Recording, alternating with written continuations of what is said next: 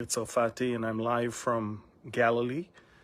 And I'm sure that many of you have already heard about, this whole anti-missionary legislation and all the fear that people thought that nobody will ever be able to share the gospel in Israel, Anyway, I would like to update you about that, but more so, I would like to update you about something much, much more important and much bigger than this. So I'll let you have a few seconds. But again, these are breaking news for two reasons. One is the anti-missionary legislation, which obviously Netanyahu said he will not advance, which means it's not going to happen. But more so, I've got some news about Israel's situation. And I don't know if you're following me on Telegram, but if you are, then you probably know already. But Israel is right now in the most dangerous and difficult situation since 1973's Yom Kippur War. So again, I'm going to wait for you guys to connect. There's a lot of you from different parts of America and of course in Europe that I see that you're connecting. I'm happy to see you. People from Missouri, from Australia, I see. A lot of people are also from East Coast, West Coast of America. Anyone from Europe? I wonder, do you have anyone from the Netherlands or from Germany or from, I see SoCal, I see Arkansas. Okay, so Texas is in the house, I see. Hello. Anyone else? All right. So listen, South Africa, shalom, South Africa. Canada, hello there. Who else is here? I see people from Maine, the state of Maine. California is in the house. Hello, Paul. Netherlands is in the house. Priscilla, good to see you. Texas. Okay, so let's start with this, okay? First of all, please share. Press the share button. This is an important update. Super important update, okay? First of all, quite a few people read the news from, I'm not sure who, that there is an anti-missionary bill that the Israeli parliament is going to pass. Everybody sent me those urgent news, and if you sent it to me, you got my reply, but this is not going to happen. You've got to understand that the ultra-Orthodox members of parliament needs to show their constituents that they are doing something against Jews converting to Christianity. So they are proposing this bill. This is the exact same bill they proposed in the last Knesset, and this is exactly what they've been trying to do since the 1960s. So there's no need to panic. No one in this country can prohibit an adult from sharing with another adult anything. This is what we call democracy. And definitely when it comes to, Christianity, just like you cannot prohibit a Jew from sharing Judaism elsewhere, you cannot prohibit a Christian from sharing Christianity. So this is, of course, a lot of people got too nervous. They thought this is the end of everything. No, it's not. Okay? The members of parliament of the Orthodox Jewish community needed to show that they are doing something, and Prime Minister Netanyahu said it's not going to happen. End of story. Okay, now let's move to the most important thing. And again, I will say that with as much caution as possible. We are in a very, very tough situation. And I will be the first to admit, although, I'm always there to tell you how strong and how great Israel is, this is not the case right now. Let me make it very clear. Israel right now is in one of the most difficult situations since 1973, a war in which we nearly were annihilated. It's 1973 that Golda Meir called Richard Nixon and told him, Mr. President, if America is not going to help Israel within, next few hours, Israel might not exist anymore. And of course, biblically, we know Israel will exist, but what I'm trying to say is that the situation today is as bad, if not even worse, than the 1973 war. Now, let me explain why. If you've been following me on Telegram, you probably read from time to time about how the Iranians are smuggling rockets and weapons into Syria through the Iraqi-Syrian border. The number of convoys that are entering into Syria is unprecedented.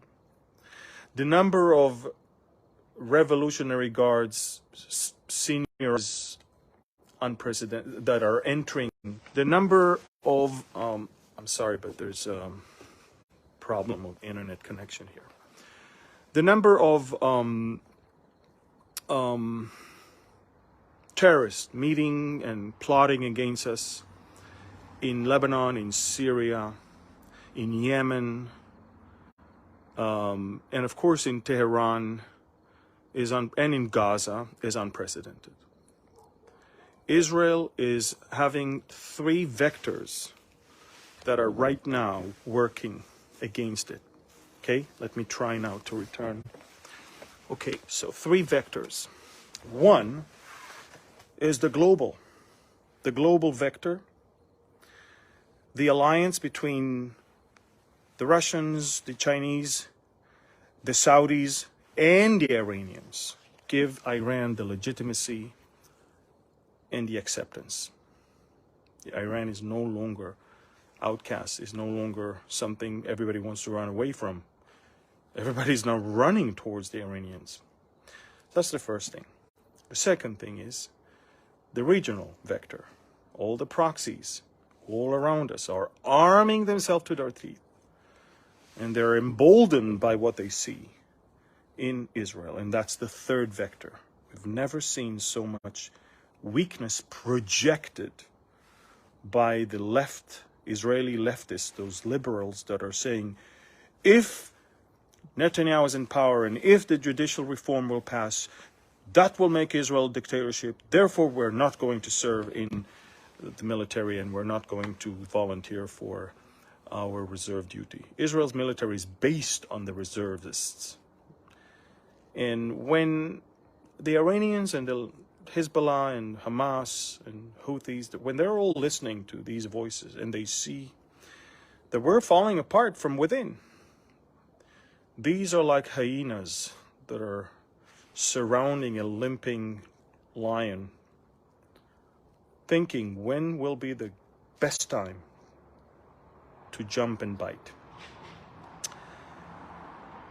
We've never been in such a situation when there is such a disastrous American administration when it comes to foreign affairs, when there is such an emboldened Iranians and all of their proxies, and when there is so much division within the country. We've never, ever been in such a situation. Now, some of you might say, yeah, Amir, don't forget, God will always save Israel. But, God will fight for us, there's no doubt. But we don't want to see all of our enemies ganging all around us and coming and attacking us. Now, we know that it's going to happen at some point. The Ezekiel war will come. And we know that Israel will not be able to win with its own military, but it will have to be God who will win through supernatural means. But nevertheless, this is a very dangerous time, not only militarily, but also spiritually. The left, the liberal progressive left, is not just literally abandoning the duty to, fight for the country, but it's also brainwashing our next generations. Yesterday, the left has embraced a 9-year-old girl that ran and grabbed the microphone in her school function, and she said, "My lesbian sisters and my gay brothers, that's the time for a revolution. Let's fight so we can live free," and all of that. I mean, again, that has nothing to do with judicial reform. It's some sort of a brainwashing that they've been going through. But then the adult, which grabs the microphone after her, said, "Well, I'm so proud. This is the country, and this is the children that we have today." And that's the whole story. The whole story is that we have lost our way as a nation. And when some people want to get us back to the way, there is a demonic power that is actually coming and rising against it. And not only that they're weakening us from within, but they're exposing us to great danger from the outside.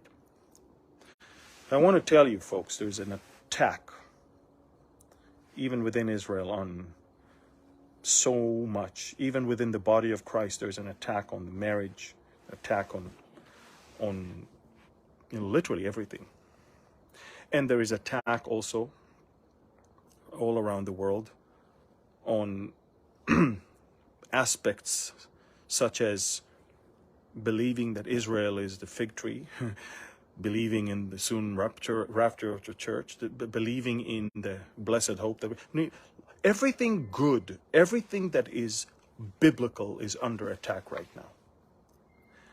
And Israel is under great danger right now. Unlike any other time. Look, I'm exactly 50 years old. Even in the worst wars, we were never so vulnerable as we are right now. So I would like you to pray for Israel. Pray for the government. Pray for eyes to be open. Pray for our enemies to be blinded. Pray for the word to prosper. And thank you for praying, because, look, we are seeing miracles after miracles. It's not even April, and since the beginning of the year, 150 terror acts were thwarted. 150. It's about 50 a month that are being thwarted. What about those that unfortunately succeeded? Prayer is not a good weapon. It's the only weapon. And I call all of you to use it, okay? I'm telling you, I don't remember this country being so attacked from outside and from inside. Eventually, it will come to a blow-up. And I'm not sure if it's going to be the Ezekiel war or maybe something even earlier than that. But I will tell you that prayer matters and works. So I'm here to tell you, more than ever before in your life, pray for Israel, pray for the peace of Jerusalem, pray for the salvation of the Jews, pray for eyes of so many that are looking and searching. Pray that their eyes will be open. Pray that throughout all of this, the enemy is going to be defeated, and pray that truth and righteousness will prevail. Look, I'm not naive. I know exactly that eventually Israel will be so blind to accept the Antichrist as Messiah. And I know that at least 2/3 of them are going to follow him and even receive the mark, because Zechariah 13 says that 2/3 will perish, and only the last 30 will bring through the fire and refine them and purify them. That's the Israel that will be saved when Jesus returns at the end of the tribulation. So there's so much that is going on, so much to pray for. please pray, okay? Please share this right now. There's so much information. Look, I didn't want to get into details regarding what happened or what is going on in Lebanon right now, what is going on in Syria right now, what we know about stuff that is going on in Gaza right now. But I can tell you the amount of information that I have is probably 10% of what the military has. And it's scary. So please pray and share it, okay? Thank you and God.